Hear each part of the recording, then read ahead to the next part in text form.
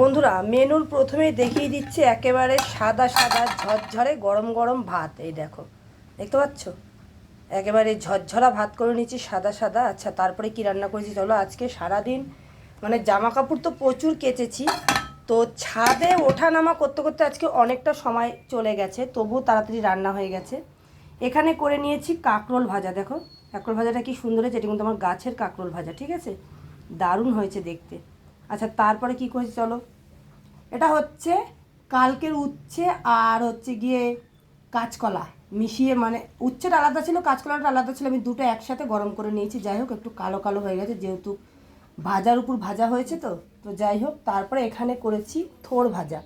থোড়টা একটু কেমন হয়ে গেছিলো জানো, তুমি কালো জিরে আর শুকনো লঙ্কা ফোড়ন দিয়ে থোড়টা ভেজেছি। এই দেখো, ভালো লাগে থোড় ভাজা খেতে, তবে প্রথম দিন ভাজা করেছিলাম সেটা বেশি ভালো হয়েছিল, আজকে একটু তাকিয়ে তাকিয়ে রয়েছে, চেয়ে চেয়ে রয়েছে আমার দিকে। তো যাই হোক, কালো জিরে শুকনো লঙ্কা ফোড়ন দিয়ে ভাজা ভাজা করে নিয়েছি। এটা হচ্ছে কালকের কাতলা মাছ। এই দেখো, সে মানকুচু দিয়ে করেছিলাম, দেখো রয়েছে, নষ্ট তো করবো না, ফেলে তো দেওয়া যায় না, ধনে পাতা দিয়ে করেছিলাম, সেটাই গরম করে নিয়েছি। এই দেখো, কাতলা মাছের ঝোলটা কিন্তু খেতে দারুণ হয়েছিল। আর আজকে কি মাছ করেছি চলো সেটা তোমাদের দেখিয়ে দেবো। সেটা হচ্ছে এই যে, এটা হচ্ছে আজকের পাবদা মাছের ঝাল।